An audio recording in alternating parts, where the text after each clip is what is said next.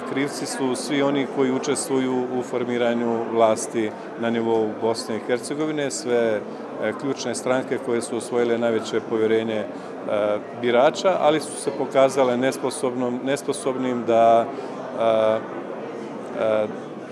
riješe pitanje formiranja saveta ministara. To je i Savez nezavisnih socijaldemokrata, i Milorad Dodik, i HDZ Dragana Čovića, i SDA Bakira Izetbegovića. To je potpuno jasno. Na njima je najveća odgovornost, što bi odgovornost bila na nekom drugom.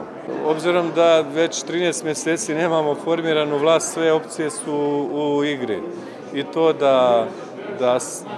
da se partneri dogovore i formiraju vlast, da eventualno neko drugi bude dio tog šireg partnerstva, ali i mogućnost sasvim realna da čekamo formiranje narednih mjeseci do lokalnih izbora ili do možda nekih drugih izbora. Ne bi zaista bio neki prognozer u tom smislu, izuzev ove opšte ocjene da ništa nije nemoguće, zaista. Naša orijentacija u posljednje vrijeme je prije svega okrenuta ka deblokadi rada predstavničkog doma i tu vidimo veću šansu i interes, jer smatramo da se parlament ne može zloupotrebljavati i koristiti kao argument ili rekao bih kao pritisak za formiranje Saveta ministara Bosne i Hercegovine. To su različiti procesi.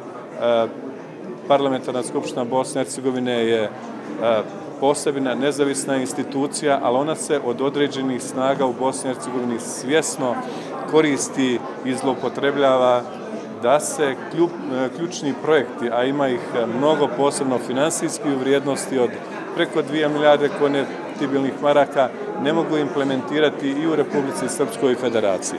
To mi smatramo da je legitimno da pokušamo da obezbedimo 22 ruke, odnosno 22 poslanika, kako bi predstavnički dom mogao da rade.